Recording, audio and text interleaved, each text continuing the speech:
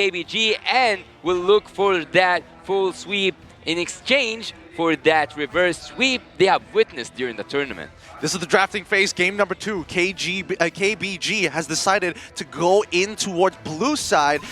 Umbrella Squad going to be on the red side. And honestly, considering how the last draft went, I'm pretty surprised with how much that KBG specifically has grown. I mean, the way that they draft, I think it's really smart utilizing these flex picks. I think that the end goal at the end of the day, the idea is definitely there. I think they also suffer from the lack of experience. We've already mentioned it again and again. But before, we talked about the rotations and the decision making. But now, even in the team fight flexibility, it seems like they know, hey, one guy engages, the rest does damage, there's follow-up, but they can't get creative with it. They can't take turns, for instance, with 2 engage tools and confuse their opponents by switching it up on them.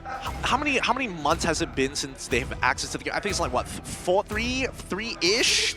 I can't. Let's round it up to 4 for the sake of numbers, right? 4 months of the game. So I'm guessing that it's difficult for KBG to really express themselves mechanically in the game just yet. Yeah, but KBG is not as experienced as the international teams or like the international team because it is like they are new and the region is new. But I can say the same thing about Umbrella Squad, because I haven't seen them on international stage and they don't have like quite good experience. So in terms of experience, I think that both these teams, whether they have a ticket or whether or not, they will definitely gain some experience out of this tournament.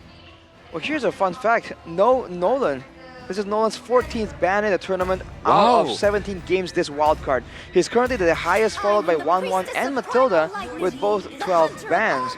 So Matilda 1-1 both banned by KBG. They certainly know how to read out the meta. But with all the bans settled right here, are they going to go for something like a Faramis, right? Go for a classic team fight play? It's going to be a Joy instead. Okay, interesting. Again, KBG, they like to have these flex picks up in the air, right? They don't want to have any preconceived ideas. They do want to kind of respond to how Umbrella Squad is going to play. But at the end of the day, you are on blue side, right? You kind of want to get your power picks for yourself as early as possible and kind of dictate the tempo. But there's still some good, really good meta picks like Angela, and you can like the picks can go on, but okay, this time they are the ones who take all at the beginning. Are they trying to make a statement right here? Like, hey, this is how you do it. They get the Bruno as well, though. That is a solid pick in the gold lane. Against a Joy, though, there is some risk involved. Overall, though, I think they can still get some security tools to really help the Bruno out. Now the Angela is left open by KBG. Angela Bruno is something that some people use. And a Bruno Rafaela is also a good combo that can work here. Well, is it just me or the XP Linens has just like exchanged picks, Gideon? Oh, well, kind of for now. Let's see whether Yutong gets locked in later on for the side of Umbrella Squad. But in the meantime, at least, you know, having the Arla as a way to kind of make sure that you can initiate those fights. And more so, I would feel that disengage is going to be pretty important for them to be able to slow down your opponents while you deal with that Joy in your back lines. We don't know whether or not they're is going to be a focus specifically on the Arla role, but there's a high chance that it's going to be. That's how we always see it being used, and usually it's an all-in strat. So the fact that there's a Terizla might pose a problem, but I assume that there's going to be catch. I was about to say, considering the Joy being in the picture, the Kaja is a solid pick here. They can really shut down this assassin pick, and even if it doesn't, it allows for Umbrella Squad to really get a good pick. They have Bruno and Arla burst damage, right? So if they can pull someone even like the Terizla, if they are ahead enough, that can still really really improve their pickup potential. Well, there's one question that pops up to my mind when I see a suppression big right now. Because yesterday we have seen with Team Falcons, if I'm not mistaken, Super playing on the Franco, and on the other side was it Clock? I cannot actually remember everything. I'm not that good at photographical memory, but once the suppression hero was picked, and on the other side the team picked something that counters that suppression hero in terms of everyone gets around the suppression hero once he have a catch. So I think that will work perfectly for Terizla, and not just that. If they added one more crowd control, it's gonna be hell for Team Umbrella Squad. big engage, technically as a counter engage tool against a pickoff, that is definitely something that Umbrella Squad are thinking about. I thought they might pick up the Angela, but they ban it away, knowing that they might not get a chance to pick it up first. And with their pickoff strategy, the Angela could be a big problem. With the Martis being banned, right, what will they use, especially in the jungle here, to really supplement this pickoff style? The Bruno is great, but in the mid lane and the jungle, you would really love to have something with a bit more kick to ensure that whoever gets Divine Judgmented does get taken out. If it's up to you, Gideon, which jungler would you choose for Team Umbrella Squad before it comes? Fast. I mean, I was going to say Martis, but I think KBG might have been a little ahead of the curve on this one. I feel that in this particular situation, you're looking not only for pickup, but you need a way to actually deal with this Joy besides just the suppression, right? Half the time it's not going to happen. Prediction. I'm just going to say Gusion right off the bat, just as a first pick after this rare. only because, again, I don't think that KBG might actually go for the counter pick of something along the lines of a Khufra. It's going to be a Novaria. I'm going to say is Novaria mid, right? Not jungle. So we'll have to see. You never know in the wildcard series. For KBG though, already good. An assassin, a marksman, a good front line. I think utility is what they're lacking. I was talking about the Faramis earlier. That can still work right here, especially against all the pickup potential. Having a Netherrealm to stop someone from getting taken out can be value. But for Umbrella Squad, yeah, the question is what jungler, right? Something with damage. The Fredrin comes to mind as a good in-between. But Akai maybe? Roger. Personally, that'd be very interesting to see here. But I mean, they've got the utility, they've got the right answers. It's just how do you kind of maintain that? And I think that KBG is taking a very good approach. They've covered all their bases. Well, he is a TAA after all, a tactical analyst, Arashi. So he says Faramis, Team KBG just has to listen. Oh, it's a Lancelot. Okay. That is damage. That is mobility that is in line with their style. It was actually banned out by KBG as a final ban in Game 1. Against the Cho, though, an assassin against Cho is quite difficult. And the Netherrealm. I feel like this is going to be reliant on the rotations. Right? If Umbrella Squad can out-rotate KBG and get fights on their terms before KBG can really regroup around the penalty zone, around the Netherrealm, they can definitely take this game and run with it. Well, before we head into the match, I think that I will lean towards Team KBG's draft because I think they have a really good team fight. There's nothing to stop them from just like going in and sleeping into the backlines, having that Faramis. And on the side of Team Umbrella Squad, I think they have to take like solo pick off heroes, like they have to take them one by one. Whether it's 1-by-1, whether it's full 5v5s at the end of this, let's see. Currently at match point, it's going to be the Umbrella Squad on the red side up against KBG on the blue side. Unfortunate there. Unfortunate indeed. Looks like we're going to have to call a tech pause. Luckily, we're not in the middle of the fight or anything important. It's just at the very beginning, the first less than 10 seconds. Well, now we have a bit more time to talk about the possibilities right here. Great team fight from KBG, but so I think the goal for Umbrella Squad is to avoid said big team fights and to ensure they can really go for those pickoffs. The Arlott pick in a big team fight can be used as a deterrent, right? You pull someone in, and when everyone's scrambling to save their guy, the Final Slash can really stop everyone long enough to really go for it. With a Novaria Lancelot, it's a good mix of magical and physical damage, it's good burst, but it still requires items. So I think mid-game is where Umbrella Squad really wants to take off. For KBG, there's a chance they can try to do some things earlier, because with the limited amount of damage coming in from the Novaria, from the Lancelot, right, the burst nature, not spammable like the other mages or jungle picks, it means that the Faramis Netherrealm can have so much more value, especially around the first turtle fight. Well, at a certain point, I think that Arlott can be used not to just like take someone in the middle of his own team, but at some times, and I've actually seen that happen quite a lot, having someone out, swept out of the team fight because they are effective. Say, for example, you don't want a carry to be inside the team fight because she has a really good output and she has a really huge damage to deal, especially because it's a true damage. Of course, no one can stop against the true damage. So sometimes they just want to sweep carry away to keep it away from the team fight, even if they had to sacrifice with that Arlo.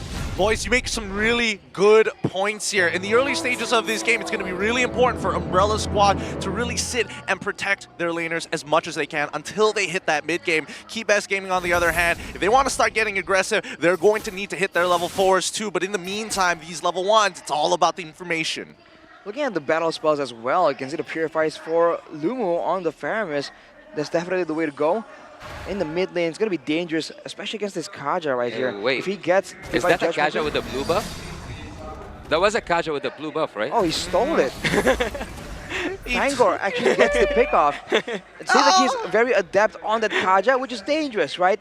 Because the suppression, that is a very dangerous tool, especially against the Faramis. If Lumu oversteps, he can get picked off, and no Netherrealm for his team can mean a fatal mistake. Did he really take that risk? Did Simba take that high risk to lose his own buffs in the early game? Losing a buff to Akaja, that should take a lot of work.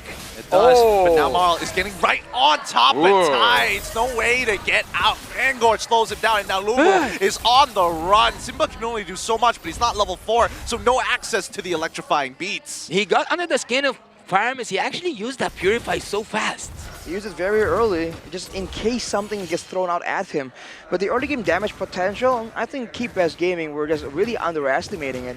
Tides on the Cho, you're very mobile, very survivable as well with the shielding and the Jeet Kune Dos, but you can't just walk up like that against an assassin and against a Alvaria who has deceptively high damage in the beginning of the game due to the nature of the spells, right? The farther you go on the Astral Recall, the harder that Astral Sphere hits. Well, I think that they need to work on that Bruno back because Bruno at a certain point is a snowball himself. So whenever, and he already he have a ball. So anyways, whenever there's a Bruno, I always expect to see some turret pushing, see some services being given to him, and a lot of resources. But maybe one of them is the team fight. Yep, Final Slash is already going to find 2. Simba is completely outside of that turtle pit. Castle able to pick out. Oh wait, he flickers back in to try once more with Final Slash again, and manages to even get out the Netherrealm. Simba still gets to live. Troublemaker unable to connect with the flame shot. Now suppressed. Fangor has done a great job to set up Tides as a meal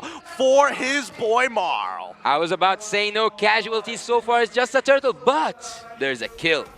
There's definitely a kill right there. And for Umbrella Squad, right now, you have to be a bit more concerned with how they can actually find these pickoffs, man. They keep going in and they're abusing the castle early hour damage, and for KeepBest Gaming, because they can't really deal with this right now, they have a lot of mobility, and it seems like from the emblems that is what they're trying to center on. But the damage and the penetration coming in from both Marl and Troublemaker with the Assassin emblem, that is what they are abusing. And maybe KeepBest Gaming can try and go for multiple members in the team fights to ensure that one guy can get picked off, but the rest can still pull the fight back. Well, protecting the king while the king is Bruno himself, I would say that Team Umbrella Squad are doing really good. And oh, what is that? Simba just went in the jungle, but he didn't get that blue buff. That was crazy. It was insane, man. I think Simba can definitely go for even more right here, depending on the situation. But man, I think Simba is just really limited by all the crowd control available, and of course by the threat of that Divine Judgment. If Fangor can get a big pick right here, that could be the end of the whole early game for KeepBest Gaming. Yeah, ooh, just steal it. Dude, these kills are really starting to pile on for the side of the Umbrella Squad. But for as long as they do this, Godyang is now in a lot of trouble. Looking for Brody? I mean, they might try. He flickers out super early to do so. He gets hit by the skill shot, and now Marl has a wave to work with, even predicting it. Faramis saves the life of Godyang, and Marl, so little left, gets a good kick coming in from Tides, and Fangor on the run. This should be a kill coming in for Simba or Lumu. Either or will be great, but they're going to use the electrifying beats to secure it anyways. Black Marsh. Everyone's just staying alive on 0 HP. What's that? He's flickering in hard. He's flickering in fast. fast. No point scrounging away these kills. Just back and forth fights again and again. What is going on right here? Umbrella Squad is getting the better of the situation because Fangor is just taking away so much attention. Once Castle arrives right there, it's almost like game over, right? There's no damage left to try and output, to try and take out an Arlott with the Brave Smite. For Umbrella Squad, that's a great move, and now they have full control over the turtle, and despite the best efforts of KeePest Gaming, it's going to be so difficult for them to even get vision to try and contest. I think that Bruno is getting so, like, really amazing footwork there. He's just getting turrets, he's getting minions, he's getting jungle, he's getting everything he ever wanted, and Team Umbrella Squad might just take that turtle fight. Yes, they've already got the Way of the Dragon. They've kicked him far, but now it's 2 versus 4. The final slash seems good, but Castle, he keeps on going in. He's holding them all single-handedly as the turtle is already gone. Simba finally takes out Castle, but this opens up an opportunity. Marl finds God Yang despite everything that has happened. That's a crazy 1-for-1 despite everything. It's still the gold that are taken out though for KeePest Gaming. God Yang getting taken out means a delay in their mid to late game potential. For now, Umbrella Squad are trying to siege, but they're unable to get a lot of these turrets. That's why they're going for all these dives. What? They find the Way of the Dragon almost immediately, but they're not really able to capitalize on Marl's purposely just taking the damage. The Thorn rolls, it does hurt, but Tides still alive. Do they have the Flame Shot? No, they do not have the Flame Shot, and that's going to be mid-tier 1 collapsing. Yeah, it was mid-tier 1 collapsing, and everything is collapsing for the side of Team KBG. But not that kill. Seems like that kill wasn't collapsing. Yep, it wasn't collapsing. It's kind of ironic to see Troublemaker in a situation where he's not getting as many kills as you would like him to see, but at the very least, he's finally gotten a death. It's important to find these kills in these situations because especially for KeePest Gaming, they need to start scaling up, and they need to start scaling up fast. I think Troublemaker is just showing great flexibility. Look at Castle, man, just baiting things out. Fangor's coming in, but it's 2v4. All right. Finds the Way of the Dragon once again. Penalty zone to try and disengage. The NetherRealm, it seems good, but at the end of the day, it's still Castle who ends up dying. The Astro Echoes is going to open things up. They jump straight into the back line. God Yang finds one. The second to fall. That's a double. Does he make it a triple? As CU flickers on out of there. Marl's not going to let him go so going easily. But Fangor just making sure nobody else gets the interrupt, holding away from Marl just in case. What a perfect execution coming in from Marl. Simba trying to find a trade, doesn't even get it with the electrifying beats. Marl! What a magnificent, incredible gameplay. It's insane. Marl just lifting his team up 7-0-1, and he's not done just yet. He's going to the solo, the turtle even. It's only 8 minutes in, but there's so much action going on, and I must say, it really benefits Umbrella Squad with their aggressive early game composition. Despite having Simba, a great assassin, on the Joy, KeePest Gaming, they're just struggling to really find the backline targets. They can't get past the Fangor and Castle, the frontliners of Umbrella Squad. Yeah, for me, Marl, man. Marl. He was born to be assassin. He was meant to be assassin. He wants it, and he wants it bad. Oh, the final slash doesn't get Tides, but it doesn't matter. They still are able to pick him up at the end of the day. Lightning Truncheon already purchased by Troublemaker. That's going to give him some important damage here. As you can see, the temp HP, 90% of it instantly gone. Yeah, Team KBG at this point are panicking by the hands of Team Umbrella. There's no mercy. That's the last thing they have to try and do right here. They have to try and calm down and try and find an opportunity. But here's an M-Series fact here, Yasu. An M-Series fact, 1 and done. Before Umbrella Squads, okay, a 1 victory versus KBG. The last time game in the M-Series itself ended under 8 minutes was Blacklist, won against MVG in M3 with 9.55. So it was so near, we were about to hit a record there. Almost 3 seconds off, but let's see how this next couple of seconds are going to actually go, because Umbrella Squad, 6K lead, and they're taking every single one of these outer turrets for free, and it looks like they might even threaten an inhibitor here, unless they have something. Penalty zone for minions? I mean, okay, it's not like they have an important objective to fight over other than lure in like 25 seconds. Well, if you want to do it, you can do it. You are the player, right? Yep, fair enough. But so far, it has been quite a struggle, and now we see Simba once again Electrifying Beast to try and secure final slash. He knows he's got no more dashes, no more beats to play. An easy pickup for the Umbrella Squad, but it's not over yet. Mara, whoa! Nicely done with the Thorn Rose, dodging literally everything coming in for the side of Keep Best Gaming. It wasn't just about that final slash, it was about that final touch from Troublemaker coming from far behind with a sniper. With a sniper, Flame Shot managed to just take the life of Simba. Whoa, what was that? The flicker kick coming in, and they've already tried their best times after everything he's done. Was able to finally set up a kill and get Castle. Marl might be the next to fall. God Yang finally has enough damage after the Malefic Roar purchase, and even going into the Winds of Nature, allowing Simba to jump into that back line. Troublemaker very, very low. Luckily, using his ult to confirm his suspicions about where everybody else was. That's a very big blunder coming in from Umbrella Squad. Getting the shut down and giving it to God Yang of all people.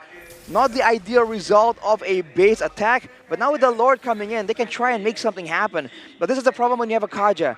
For the most part, your approach is very one-dimensional. You're going to wait for the Lord to get close. You're going to wait for Keep Best Gaming to be forced to try and walk up and defend against this Lord, and you're going to go for a pickoff. That's generally how it's going to go. And with the Novaria, they can definitely do a lot of damage. If you look at the items, only a Lightning Truncheon though. He might be going for a glowing one next, knowing that there's a big issue in them trying to secure the kills onto CU and Tides. Yeah, Bruno so far, wow, I was just about to talk about the damage. Flicker final slash all towards CU to push him away. Black March is going to be able to pick up that kill at the same time.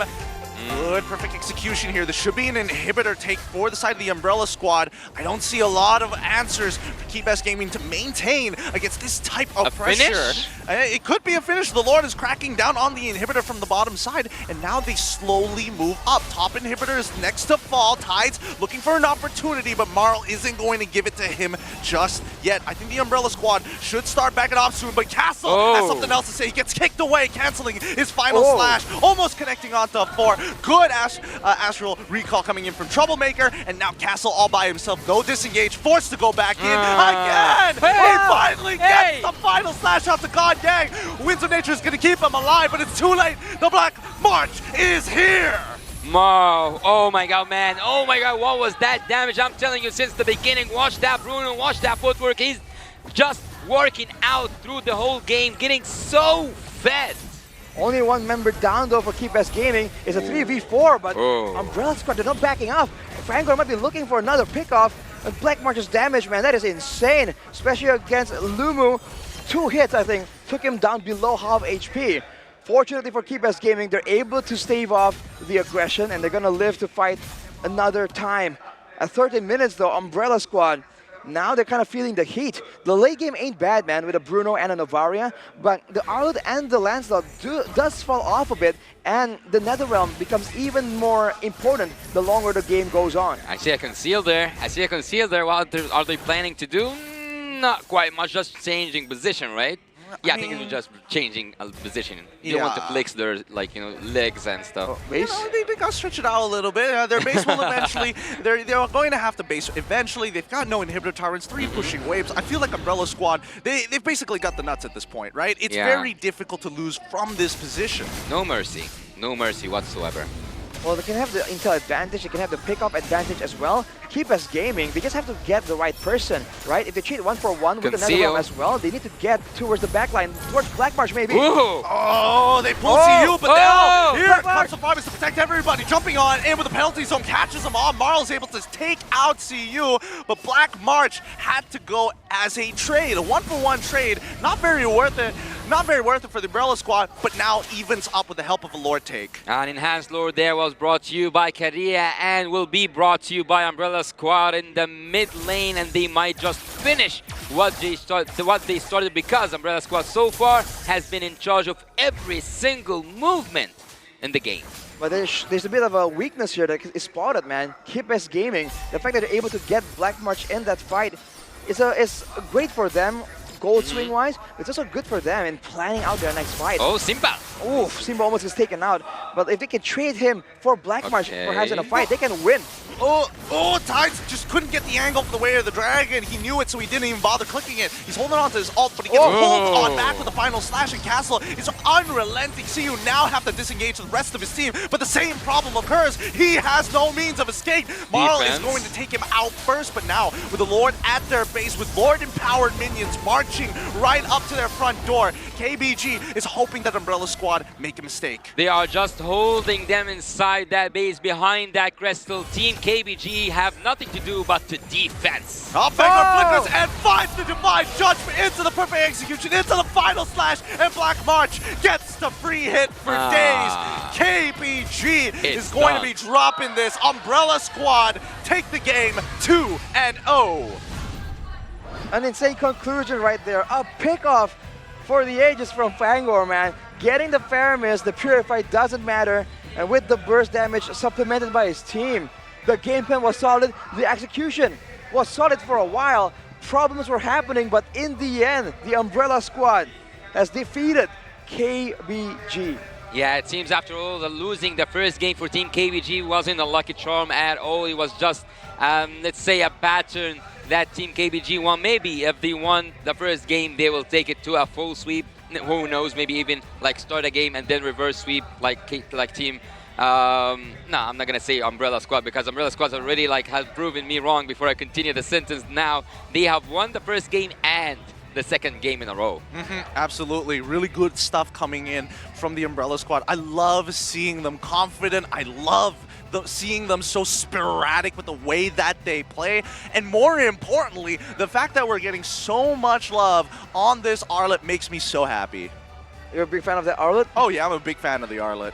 I think it's a great pick that kind of forces teams to be aggressive. And if you know me, you know I like that action, bro. I like these games with a lot of fights, and the Arlet really makes it all happen in the Wildcard series right here. So I'm very happy that he is here as well. Yeah, actually, we're all happy to see teams evolve and see teams play better and dare to themselves to be better than great, because that's what it takes to go on the international stage, and that's what it would need to be happening, because the teams that will get out of here will face a harder challenge. Let's say a ridiculously hard challenge, because the M5 at the Philippines will not be like here. It will be like hell for whoever comes from here. So they are not. You remember that quote that when you are young and they say when you pass high school, life will get easier. I don't think like if you pass wildcard, life will be easier. It will be harder.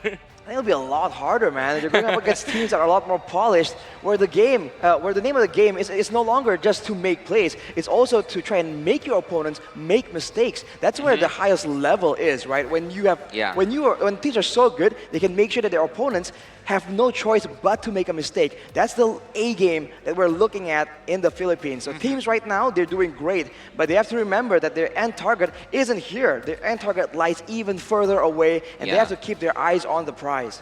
I'm glad I'm just doing the play-by-play because I don't want to have to be hyperly critical about these wildcard teams, because then we can start highlighting some of these big playmakers, these MVPs. Let's give it up for you, but coming in from the Umbrella Squad, once again, Marl, well done. Absolutely crushing it in both of these games. Most valuable player indeed in this game. A bit of a hybrid Lancelot build he did. He has a 0% kill participation, dude. Am I seeing that right? Yeah.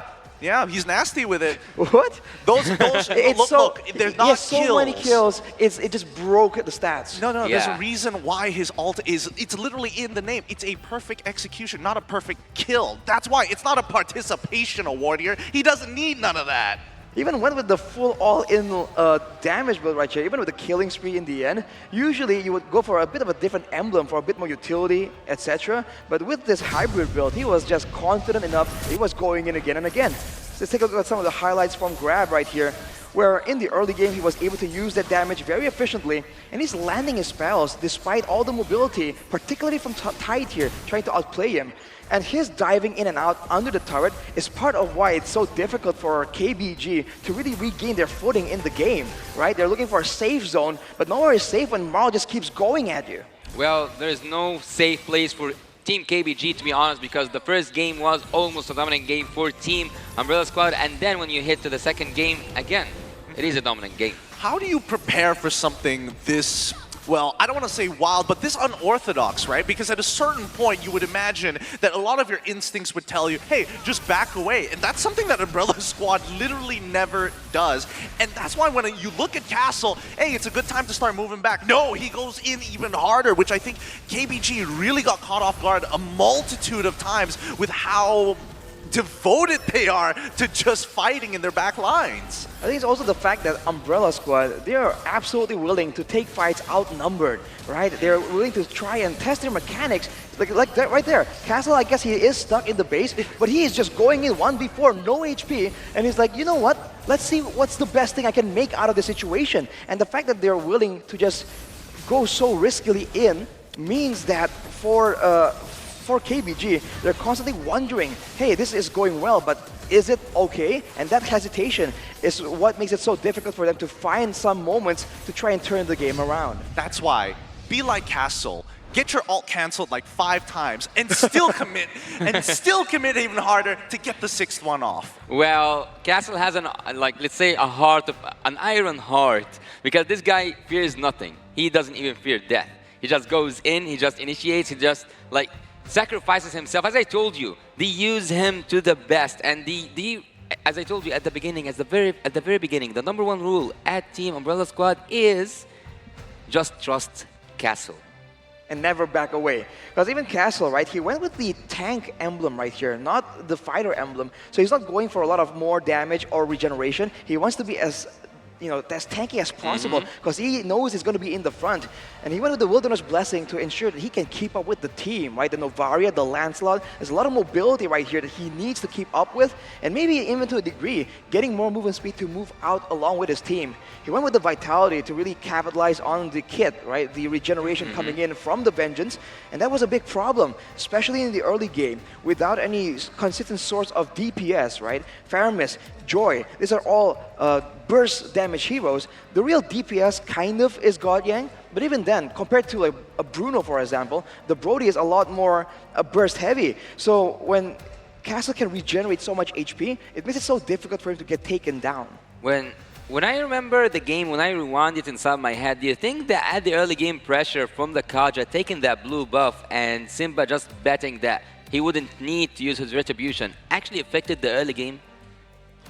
The fact that Simba wasn't able to get the retribution, I mean, he was really zoned out away, man. There's just so many ways for Umbrella Squad to try and find him initially, and also to punish him, especially with the double engage available on their roster. I mean, let's also not forget the fact that by the time he hit level 4 and went into the Turtle Pit, he was like, what? Like literally 2% EXP down on Marl at that point, so I don't think it really made too much of an impact. Yes, it's a little bit annoying, but at the end of the day, did it really change the odds for him? He managed that early one, but later on is where it became very brutal, am I right? Like that mid-game was kind of disgusting, and I think that's where we got to see the benefit of that Wilderness Blessing, because again, Arlet's getting shoved in, I gotta catch up somehow. And man, I think in the late game earlier, I say late game, but we're 15 minutes in, right? Quote unquote late game. Literally, usually the late game mark. But we can see that Simba, if he can really get his hands on to Black March, he can take him down. Like earlier, he used the Purify and the Wind of Nature, but against the magic damage, it's no big deal. The problem is he just wasn't allowed, right? The rationing of crowd control from Umbrella Squad is just so much better. There's no real moment here where anyone from KBG can feel that, hey, this is the chance, right? Both the Cho and the Joy couldn't really find a nice window to try and get in. I agree with you on that one, because in a lot of these team fights, again, some of the same problems started to occur. Like especially when it came down to the important ones around the pit. I mean, obviously, Rich Guy could carry the Forgotten One, leading over to the Umbrella Squad for obvious reasons. But CU in these particular situations, with the help of Tide, he wants to be able to do something here. And when he does, unfortunately, there's not enough follow-up, and more importantly, there's too much commitment on the singular target. I feel the comms are sounding like we need to be able to take out this one specific guy, and everything else starts to fade away. They forget about the other 4 members of the team. Well, I think that Team Umbrella Squad is a momentum-based team, because once they catch up their own base, it's so hard to stand up against them. Team KBG at some point fell down to the pressure and to how